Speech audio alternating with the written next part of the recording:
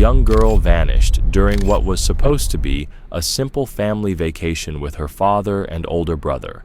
Her mother, who had stayed behind, was left shattered and desperate for answers. Everyone assumed the worst, that she'd been taken, but no one truly knew what happened. Then, a full decade later, her brother breaks the silence and finally reveals the truth about what occurred on that trip. The fluorescent lights in the hospital hallway flickered with an unnatural intensity. Or maybe it just felt that way to Rena Marlowe. At 43, the weight of a long shift and 10 long years of emotional fatigue blurred the edges of her focus. Signing off at the nurse's station, she forced a smile as her younger colleagues waved goodbye. "See you tomorrow," one of them called. "Bright and early," she replied, even though the thought of going straight from a morning preschool job to another hospital shift was anything but bright. But bills didn't pause for grief. Not when she was the only one keeping the household together, what was left of it. Stepping out into the night, the cold air felt like a small mercy. The bus, as always, was late. That meant more time alone with the thought she tried every day to suppress. It had been 10 years since her daughter Laya disappeared on their trip to Egypt. 10 years of pleading, searching, and hoping. 10 years of watching her husband Rick spiral into guilt and alcohol.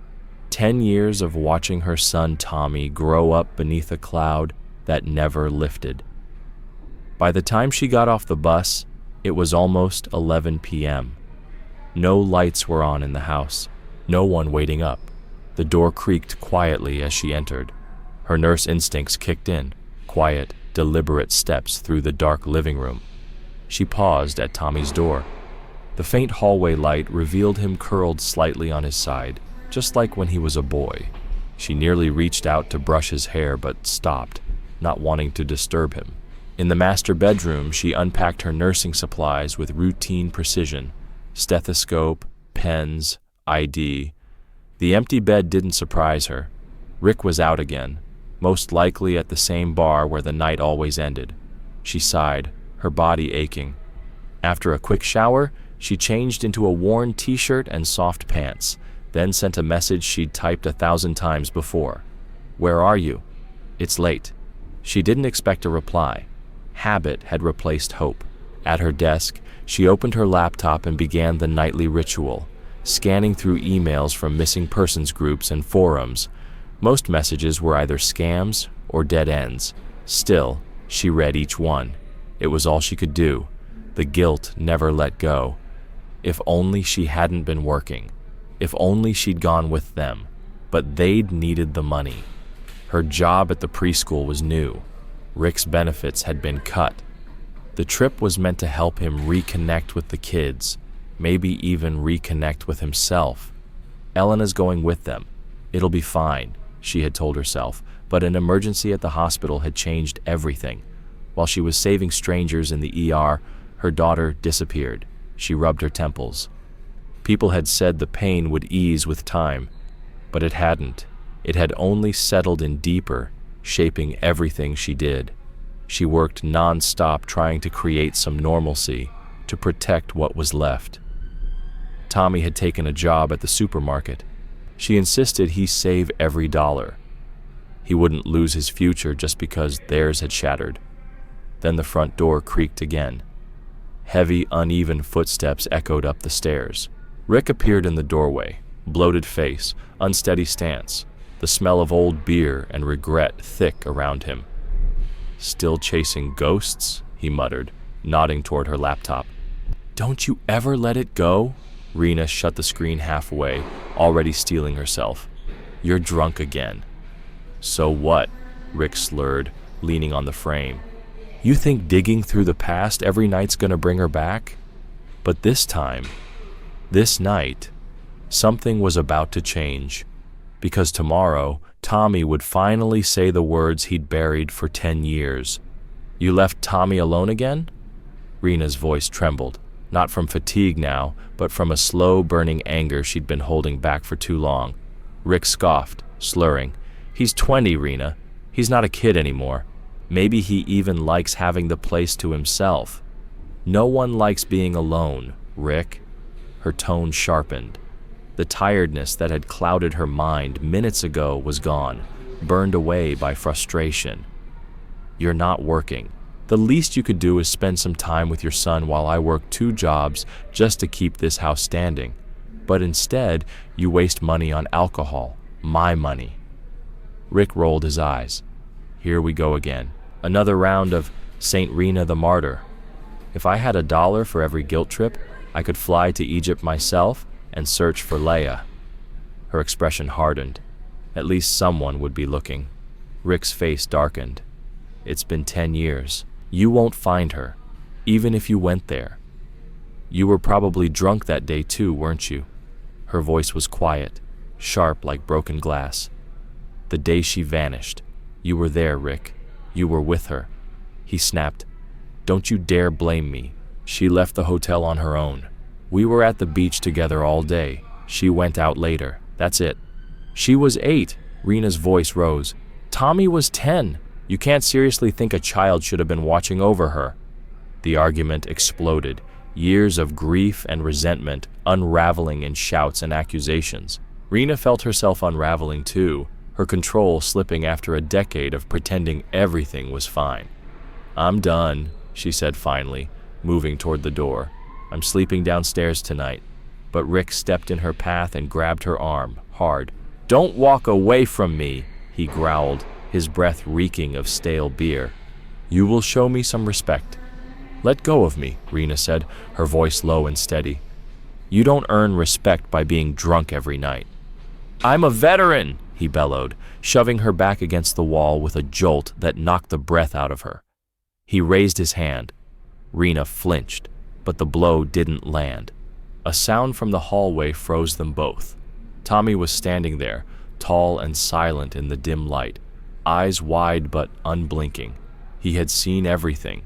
The moment hung heavy in the air. Rick released her and stormed into the bedroom, slamming the door so hard the walls seemed to shudder. The click of the lock followed seconds later. Rena leaned against the wall, trying to catch her breath. Downstairs, she found Tommy waiting. Without a word, she wrapped her arms around him, holding him tightly. I'm so sorry you had to see that, she whispered. His jaw was tense. You can take my bed tonight. I'll sleep on the couch. No, sweetheart, she said softly. You stay here. I'll be fine in the living room. I don't think it's safe, Tommy muttered. What if he comes after you again? Rena looked at him, no longer the little boy she once held, but a young man far too old for his years. She nodded. Okay, thank you. He hesitated. Did he hit you? No, she said, touching his cheek. I'm okay. How was your therapy today? She asked gently. Tommy shrugged. Same as always. She followed him into his room, suddenly realizing just how heavy her body felt. You're right. I should sleep. I have the morning shift at the playgroup, then straight to the hospital again. They said their goodnights, and Tommy went to settle on the couch. Rena sank onto his bed, the scent of clean laundry surrounding her like a soft cocoon. But her mind didn't rest. Everything had changed after Rick's injury in the military. An IED blast had shattered his right leg, left him with metal rods, nerve damage, and pain that never went away. The surgeries drained their savings. The PTSD drained everything else. He stopped working, stopped trying, just stopped. And she had to keep it all going. Alone. Missing daughter, broken husband, a son scarred in ways she couldn't reach. Tears soaked the pillow before she even realized she was crying. The next thing she knew, sunlight poured through unfamiliar curtains. She blinked, confused, then remembered she was in Tommy's room. She reached for her phone. 10:15 a.m. Her breath caught in her throat. She'd missed her morning shift. No, she gasped, sitting up too fast, her head spinning from exhaustion and panic. She glanced at her phone and felt a jolt in her chest. 3 missed calls and a message from the school principal. Is everything all right? You didn't show up or call in. Panic surged through her. The playgroup session ran from 8 p.m. to 10:30 a.m., and she had missed it entirely. Her fingers flew across the screen as she typed a response, apologizing and asking if she could come in to explain. Rena rushed out of Tommy's room, scanning the house. The couch downstairs was neatly made, the blanket folded with care. Tommy must have already left for his shift at the supermarket. Upstairs, the master bedroom was empty too. Rick was gone, but his presence lingered in the air. The stale mix of beer and cigarettes still clung to the walls. She threw on clean clothes and skipped the shower, racing to catch the next bus. Her thoughts spun around one growing fear. She couldn't afford to lose this job. Not with Rick contributing nothing, not with bills closing in on every side. As the school came into view, she spotted Principal Daniels just as he was locking the gate. Rena called out, jogging toward him. "Mr. Daniels, please, I'm so sorry about this morning." He turned, his expression a blend of concern and restrained authority. "Rena, I was getting worried. It's not like you to miss work without a word." "I know, and I'm truly sorry," she said, catching her breath. "Something happened last night, at home, and I must have slept through my alarm." Mr. Daniels studied her closely, then said, "I've been meaning to talk to you. You're working 8-hour night shifts at the hospital, mornings here at the school, and I hear you're picking up weekend work too. That's too much. I was afraid something like this might happen." A flush of embarrassment rushed through her. "I know it looks like a lot, but I can manage. Today was..." He raised a hand. "It's fine. Let's call this a day off. But please think about your health and your presence in the classroom. The children need someone fully present." Relief swept over her. "Thank you, Mr. Daniels. I promise it won't happen again." As he got into his car and drove away, Rena checked the time, still a few hours before her hospital shift. A rare gap in her relentless schedule. On impulse, she decided to surprise Tommy with lunch. It had been so long since they'd shared a quiet meal without Rick's looming presence. She texted him, "Lunch together today? I've got some time before work." Then she took a shortcut through a cluster of alleyways, hoping to shave time off her trip to the market. The narrow passage was cool and quiet, shadows stretching between the tall buildings. Halfway through, she spotted movement ahead.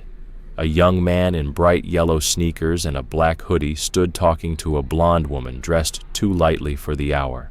2 men in dark sunglasses and leather jackets lingered close by, clearly not just bystanders. Rena slowed. Something about the young man's posture, it tugged at her memory. She couldn't see his face, but those yellow shoes, they felt familiar. Too familiar. The small group appeared to be mid-transaction, cash or small items quietly changing hands. Then one of the leather-jacketed men noticed her. He nudged the other. Both turned to face her. "You got a problem, lady?" one of them barked, the tone sharp and aggressive. Rena immediately turned, her heart pounding as she quickened her steps toward the main road. Her instincts screamed to call the police, but what could she say? She hadn't seen anything clear, and no one looked to be in immediate danger. And after everything that had happened with Rick the night before, she didn't have the energy for another confrontation. As she emerged onto the busy street, she tried to push it out of her mind. But those shoes stayed with her. Where had she seen them? She checked her phone. No response from Tommy. Her appetite gone, she turned back home. Maybe she could clean up, catch her breath before the next shift. The house was still and heavy with silence when she returned. Upstairs, she threw open the windows, trying to flush out the bitter scent of neglect. The bedroom needed work, especially the bedding, untouched and stained with restless nights. She stripped the sheets and yanked the comforter off. As she leaned her weight against the mattress to reach the fitted corner, she propped one foot on the frame and paused. Something looked wrong. The fabric lining the base of the bed had a seam, an uneven one, not part of the original stitching. It looked like someone had cut it open, then sewn it back by hand. "What in the world?" she murmured, her fingertips brushing over the rough thread. Curiosity surged past her exhaustion. She knelt down, inspecting the patch more closely. The seam was deliberate, hidden, but just slightly off from the rest of the factory finish. Someone had hidden something inside that bed. Rena went straight to her sewing kit and grabbed a small pair of scissors. She hesitated only for a moment. Cutting into an expensive bed felt wrong, but something inside her insisted she needed to see what was hidden there. Carefully, she sliced along the uneven seam and peeled back the fabric. Beneath the layer of cotton stuffing, her fingers touched something smooth. Reaching in, she pulled out several photographs, old, faded, and instantly recognizable. They were from that vacation in Egypt, the trip where everything changed. Her hands trembled as she sorted through them. One photo stopped her cold, Rick kneeling on the sand, Tommy beside him, and Laya, beaming, pressed close to his other side. Rena turned the photo over and gasped. Handwritten across the back were a set of coordinates. She quickly flipped through the other images. Some showed familiar landmarks, deserts, markets, ruins. One had a foreign phone number scribbled on the back, clearly not American. Her heart pounded in her chest. What had Rick been hiding? Why bury these photos here? Rena snapped pictures of the discovery and then shoved the bedding back in place, not bothering to repair the fabric. She laid the photos out on her desk, her thoughts spinning. There were too many unanswered questions. She reached for her phone and tried calling Detective Mercer, who had handled Laya's case years ago. Voicemail. Then she saw Tommy's text.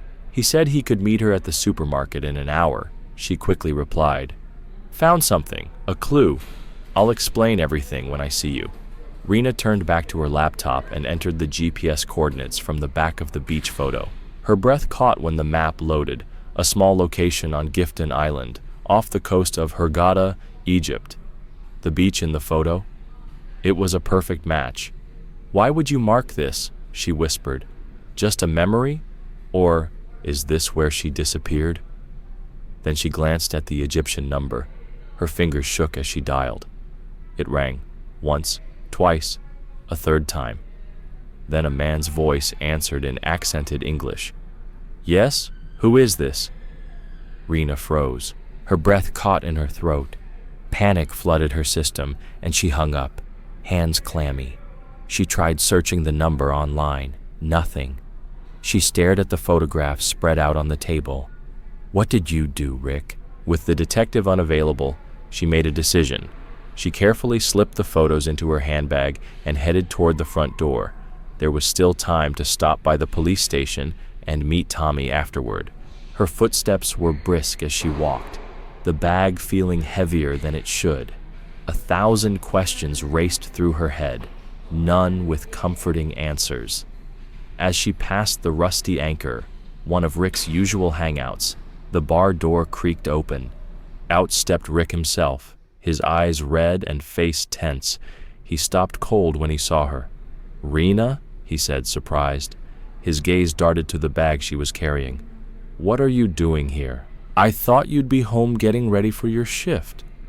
Her mouth went dry. She hadn't expected this run-in. I'm on my way to see Tommy," she said, forcing calm into her voice. "We're grabbing lunch." Rick squinted at her, his expression unreadable. "That right? You sure that's where you're headed?" His tone was casual, but there was something behind it, a pressure, a threat, barely contained. "Yes," she said, steadying her voice. "I missed him this morning, so I thought I'd surprise him." He nodded slowly, then took a step closer. "I was just about to head home. Why don't we have lunch together instead? Just us. We can order in." She backed up half a step. "I can't. Not after last night. Tommy's waiting and—" Before she could finish, his hand shot out and clamped around her arm. The grip was tight, too tight. "Tommy'll understand," he said quietly. "Come with me, Rena." There was no question in his voice, only control. Rena's heartbeat quickened. She tried to pull away, but his grip didn't loosen, and she realized he wasn't just hiding memories, he was hiding the truth. Rick's grip stayed firm as he led Rena toward their home, each step matching his quiet force. She considered shouting, drawing attention, but what would she even say? That her husband didn't want her going out? It would sound like nothing, and the last thing she needed was a public spectacle, especially not with those photos in her bag. As if sensing her hesitation, Rick leaned in, his voice a whisper too close to her ear. "Don't make this harder than it needs to be. Not here." The walk back was silent and suffocating. When they reached the house, he unlocked the door and pushed her inside with a force that jolted her. The sound of the deadbolt clicking behind them sent a cold rush through her. "What is this?" she demanded, rubbing her arm where his fingers had left a mark. "Why lock the door?" "I need to meet Tommy." Before she could finish, Rick stepped toward her and yanked the handbag from her shoulder. He dumped its contents onto the floor, keys, phone, wallet, and the photographs. They fluttered across the hardwood like fallen leaves. Rick crouched slowly and picked them up, flipping through them with a calmness that felt unnatural. Then he laughed, a cold, hollow laugh that filled the room like smoke. "So you found them," he said, not looking at her. Rena backed up instinctively. "Where did those come from? Why were they hidden under the bed? What are those numbers?" Rick's eyes met hers. "You already know. Gifton Island. I always told you. You were too good at figuring things out." Her mouth went dry. "You knew I called that number, didn't you?" He smirked. "The man I trusted on that island, he texted me right after. Said a US number called. I checked. It was yours." He glanced at her phone on the floor. "So yeah, I know you weren't going to see Tommy. You were heading to the police." Rena's pulse raced as he stepped closer again. "What are those coordinates, Rick?" she asked, keeping her voice steady. "Why hide the truth? What happened to Laya?" Rick didn't answer. His hand lashed out, grabbing her throat. Rena gasped, her hands clawing at his arm, her body writhing for air. "Please," she rasped, "I'm your wife. We still have a son." But Rick's face didn't change. His eyes were empty. She felt her vision dimming, the edges going gray, until a sound cut through the silence.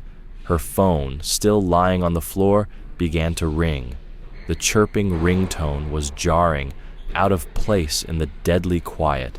Rick flinched. His grip faltered for a second. "It's Tommy," she croaked. We were going to have lunch." The ringtone didn't stop. Rick's expression twisted, and suddenly he released her, stumbling backward, palms pressed to his ears. She collapsed, coughing violently, dragging air into her lungs. She reached for her phone, fingertips brushing the screen. Just as Rick dove and grabbed it away, he jabbed the screen, ending the call. "No police," he said, his voice like gravel. "No, Tommy, no one." Before she could move, he grabbed her by the hair and yanked her toward the garage. She screamed into a sudden gag, a dirty shop rag shoved into her mouth. Her wrists were zip-tied with practiced ease. With shocking strength, Rick forced her into the back seat of their old car, the one they rarely used. "I'm not letting you take those photos anywhere," he muttered, slamming the door shut. He started the engine, the garage door rumbling open as daylight streamed in. Rena's mind reeled. The man beside her, the man she'd shared decades with, wasn't just broken. He was dangerous. The drive blurred past in a haze of fear and silence. She recognized nothing. Neighborhoods gave way to unfamiliar streets, until finally he pulled behind a grim-looking building with a flickering neon sign. The Last Call. A bar, but not one of his bars. Rena had memorized his regular spots over the years, had dragged him home from more than one, but she'd never heard of this place. That meant it had been hidden on purpose. He turned off the engine and stared at her as if she were something under glass, an object to examine. "We're going inside," he said flatly. "If you try anything, Say anything. I'll tell them you're having a breakdown. Who do you think they'll believe? A veteran? Or the overworked wife obsessed with a 10-year-old case? The words landed like a punch, so casual, so cruel. She had defended him for years, to doctors, to their son, to herself, always believing that under the trauma, under the anger, there was still the man she married. But now, for the first time, she wasn't sure he had ever really existed. Rick stepped out of the car and opened the back door. Light hit her face, blinding her for a second. He grabbed her arm, squeezing hard over bruised skin, and pulled her from the seat. "Don't make a scene," he hissed, and Rena realized whatever happened next, she was on her own. His breath was hot against her ear, laced with the sharp sting of whiskey and something chemical, maybe the pills he always denied taking. The mix turned her stomach. Rick forced her through a back entrance. His grip was tight, his steps confident. Inside, the air was dim and heavy, with the smell of stale smoke and bottom-shelf liquor. Despite the early hour, a handful of men nursed drinks at the bar, others slouched in booths along the wall. No one reacted, as if a man dragging in a woman with her wrists bound was just another Thursday. A tall man with a shaved head and a spiderweb of tattoos across his neck stepped forward. An expensive watch on his wrist clashed with the grime around him. "Rick," the man said, coolly nodding. Then, without emotion, he looked at Rena. "So, this is her." "I've had enough," Rick replied, giving Rena a light shove. "Deal with her, quickly, no mess." The weight of his words crashed into her all at once. He didn't just want to scare her. He wanted her gone, for good. She tried to scream, but the sound was lost in the gag, nothing more than a broken moan. The tattooed man took her by the arm. His grip was firm, but not cruel. His hands were rough, warm, and oddly calm compared to Rick's violent touch. "Take her to the back," called a heavyset man from behind the bar, his attention never leaving the cloudy glass he was wiping with a rag. As she was led down the hallway, Rena looked over her shoulder. Rick remained by the bar, relaxed now, speaking to a younger man who had just approached. "You want the usual girl?" the man asked. Rick nodded, his voice disturbingly light. "Something to take the edge off." He pulled an envelope from his jacket and passed it over. The bartender peeked inside, let out a low whistle, and slid it under the counter. "What a fine way to spend your wife's money," he chuckled. "You sure you want to get rid of your ATM?" "Just do it," Rick snapped, already turning toward a side room where a young blonde stood waiting, her eyes glassy, her smile vacant. The tattooed man guided Rena down a narrow hall into a small, windowless room. A single metal chair sat in the center, next to a locked cabinet. He placed her in the chair and zip-tied her legs with speed and skill. Rena fought the panic rising in her throat. Even bound and gagged, she memorized his features. If she lived, she would describe him down to the smallest detail. Then something unexpected happened. He looked at her, really looked, and in his eyes she didn't see malice. She saw something else, a flicker of conflict. Remorse? He raised a finger to his lips, a silent signal. "Don't speak." From his pocket, he pulled out a cracked phone and tapped a few times. Then he turned the screen toward her, a banking app, a transaction history. Rena's eyes widened. A 5-figure transfer, far more than she could earn in a year. But it was the name that broke her. Tommy Marlowe, her son. He had paid this man.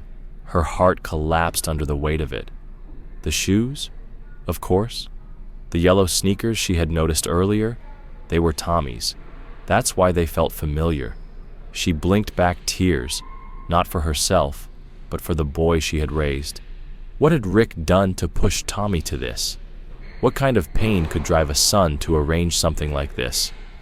The man quietly slid the phone back into his pocket, then crossed to the cabinet. He wore a key on a cord around his neck. Unlocking the doors, he revealed what looked like a personal armory, pistols, ammo, even what appeared to be a dismantled rifle, everything arranged with military precision. He selected a revolver, opened the cylinder, one bullet. Click, click, click. He spun it, then spoke. "One bullet," he said quietly. "For your husband. From Tommy." Rena's head shook frantically, tears spilling down her face.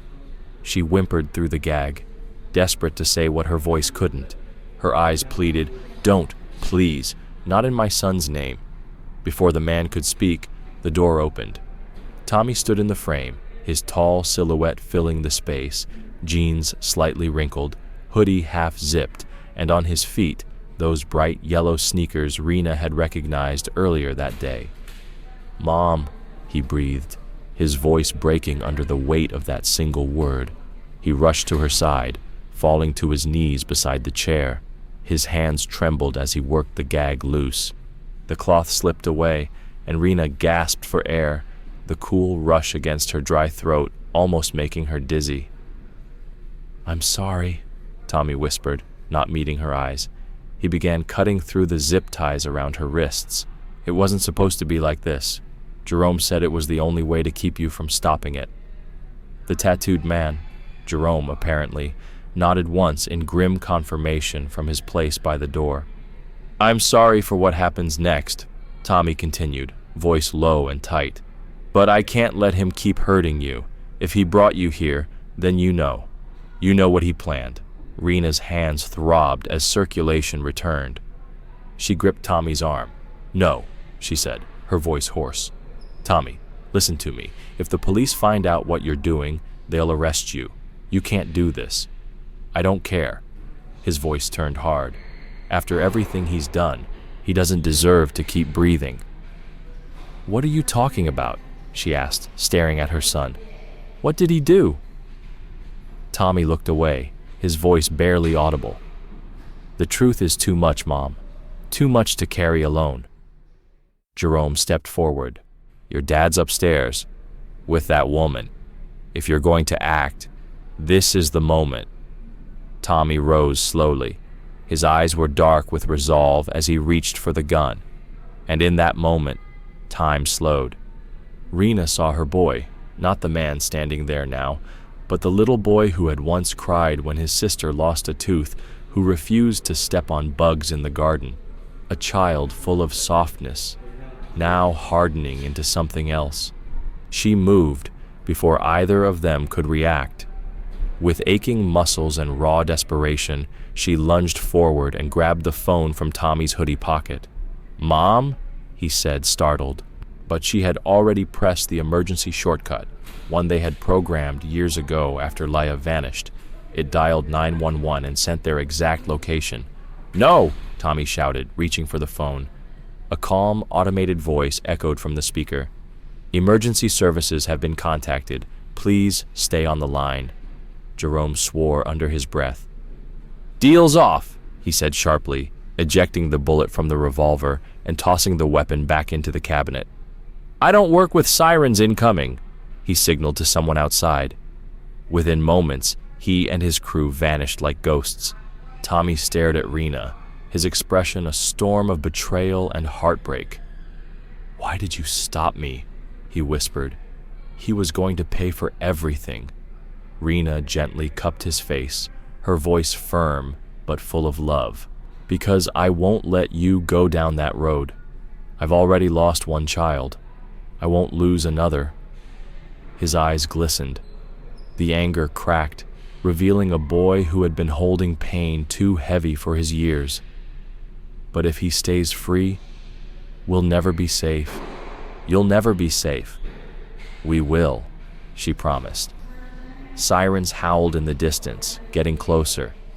"We'll say we found him here. We'll show the photos. You tell the truth about Egypt, but you never paid anyone, understand?" Tommy hesitated. "What if he talks?" he asked. "What if Jerome does?" "They won't," she said, her voice steady. "They're long gone. and no one's going to take his word over ours. He's been abusive for years. We have proof. Tommy slowly nodded. Good, Rena said. Now help me wipe everything down, fast. Together, they worked quickly, rubbing down the chair, the doorknobs, cabinet handles, every surface they'd touched. As the flashing lights of police cruisers lit the windows, Rena paused, watching her son. He had almost thrown away everything, but he had done it to protect her, not out of hate, out of love. The doors burst open. Red and blue spilled across the walls. Remember, she whispered, gripping Tommy's hand. You were trying to save me. That's the only truth that matters. They stepped outside just as officers flooded the lot, weapons drawn, eyes scanning. My husband's inside, Rena called out, lifting her hands.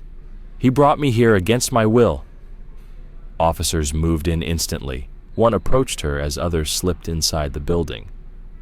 Ma'am, we received a distress call. Can you tell me what happened here? Rena nodded. Her voice didn't waver. My name is Rena Marlowe. My husband, Rick Marlowe, forced me out of our home and brought me here. I believe he was planning to have me harmed. Inside, officers emerged moments later, escorting Rick, disheveled, raging. A woman followed close behind, eyes unfocused, clutching her coat. This is a setup, Rick shouted, struggling in their grip. They're lying. They set me up. The officer beside Rena didn't react. We'll need formal statements, he said. Both of you. Rena reached into her jacket and pulled out the photos she had managed to recover. These were hidden in our house, she said. They're from our trip to Egypt, the one where my daughter disappeared. The officer took them carefully, noting the coordinates and foreign numbers scrawled on the backs. He slid them into an evidence bag. Then Tommy stepped forward. I was there, he said, voice clear. I was 10 years old. When my father killed my sister, Tommy said, his voice steady despite the storm behind it. He made sure I stayed silent. He's been threatening me for years. Without warning, he lifted his shirt. Across his back, thin, jagged scars, faded but unmistakable. Rena gasped, a hand flying to her mouth. She had never seen them before. Tommy had always been careful, always changed in private. Oh, Tommy, she whispered, reaching for him. Outside, Rick was being led to a squad car. He caught sight of them and sneered. You think you're smarter than me? He shouted. This isn't over. I'll take all of you down with me. He turned to Rena, his face twisting with rage. This is war now, and I don't lose. The officer shoved him into the back seat, slamming the door shut. The man she had once married, father of her children, was now just a shadow of something unrecognizable. A predator who had worn the mask of a husband for far too long. At the police station, Rena and Tommy were placed in separate interview rooms. Detective Mercer, grayer now, but still sharp, sat across from Rena, a folder of notes in his hand. Mrs. Marlowe, he said, voice serious. I'm sorry I missed your earlier call. Please, tell me everything. Rena told him about the photos, the coordinates, the phone number, the confrontation, the escape, everything, except for one thing, Tommy's arrangement with Jerome and his men. I believe Rick was trying to have me silenced, and I believe he killed our daughter. Mercer listened quietly. When she finished, he nodded. We're contacting the Egyptian authorities. That phone number may lead us to whoever helped your husband back then. He hesitated, but one thing doesn't add up. If Rick hired those men to kill you, why didn't they finish the job? How did Tommy find you? Rena took a breath, choosing her words. We had planned to meet for lunch. He called me mid-struggle, and when I didn't answer, I think he suspected something was wrong. We have a family tracker. It's old, but still active. Before Mercer could respond, another detective stepped in, his face grim. Tommy just confessed. Rena froze. The detective continued. He said he knew about Rick's dealings with those men. He paid them more than Rick did. Asked them to take Rick out before Rick could hurt you. He said he'd already lost his sister. He couldn't lose you too. Rena's hands trembled. No, I stopped him. He didn't go through with it. I know, the detective said gently. He made that clear, but he wanted to be honest. He told us what happened in Egypt too. According to Tommy's statement, Rick had been abusing them both for years. Rena had known about the drinking, the depression, but not this, not the scale, not the fear her son had lived with. On the day Laya disappeared, Rick had taken her from the hotel room. Hours later, she was gone. And Tommy, just 10 at the time, had been threatened into silence. Rena wiped her tears. I should have seen it. I should have known. Mercer leaned forward. We believe Rick paid someone to hide what happened. That person may still be out there. We'll find them, and we'll find out what happened to Laya. Rena looked up, her eyes bloodshot but resolute. And what about my son? He'll be charged with conspiracy, Mercer admitted. But considering the history of abuse and the fact that he didn't follow through, the court may show mercy. Rena's back straightened. Then I'll stand with him. I'll testify. He didn't become like his father. He made a choice to stop. Mercer nodded. That matters. A lot. As Rena stepped out into the hallway, she spotted Tommy in the next room, his hands cuffed, being processed by officers. Their eyes met. Hers were filled with sorrow, his with something else. Not guilt, not fear, relief, as if a decade-long weight had finally been lifted. An officer gave Rena a moment with him before he was taken to holding.